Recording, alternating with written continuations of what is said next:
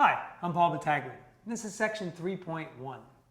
Students come into section 3.1 in chapter 3 having vast knowledge of derivatives and rules of differentiation. But now it's time to use those rules to make some conclusions, and specifically in this section about the maximum and minimum values of functions. So the essential question we would like students to be able to answer is, what are extrema and how we find them on open and closed intervals? So let's take a look at how we might go about this. The first thing I might do is try and explain to students the difference between relative and global extrema. And I think to do that, a nice analogy, maybe using real estate values, would be good. So for instance, my house might be the most expensive or the least expensive house in my neighborhood. So relatively speaking, it's higher or lower than the houses around me. However, it's certainly not the most expensive or the least expensive house in the world. So globally, it doesn't have the same connotation. So that might be a nice little analogy to get us started. Now I think I would go through example 1 first before I define what a critical value is, because then students can maybe try and connect some of the concepts they're talking about to their visual representations. And that directly addresses mathematical practice number 2. After this, you might want to try and ask students a question like, what is the relationship between the location of relative extrema and the critical values of a function? So now let's think about where to go from here, right? We may have to decode some information, some directions for students. So for instance, a question might ask, where does a minimum occur? And what we're looking for here is where x equals a number. What if the directions ask, where does the function have a maximum value? Well, in these cases, we're looking for a y value. There is the occasional time where we'll simply be asked, find the point of maximum, or identify any maximum or minimum points. Well, in these cases, just as it sounds, we're looking for both the x and the y coordinate.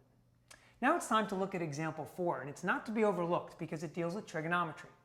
Trigonometry can be difficult for some students, and certainly this is no different because this example deals with a double angle identity. But solving the trig equation, getting all of those critical values, can be very, very important.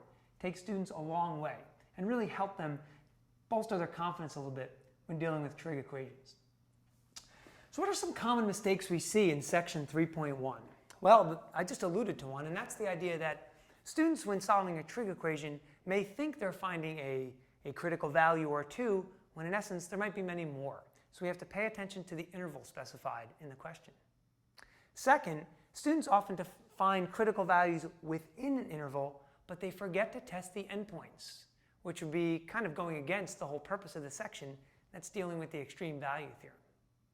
Finally, look for students who, for some reason, have an issue verbally describing what they're trying to say and trying to prove. In other words, students might use ambiguous words like, it has a maximum. What we want to say here is, the function has a maximum. And when we justify, we certainly don't want to say, why? Well, because it's the highest point.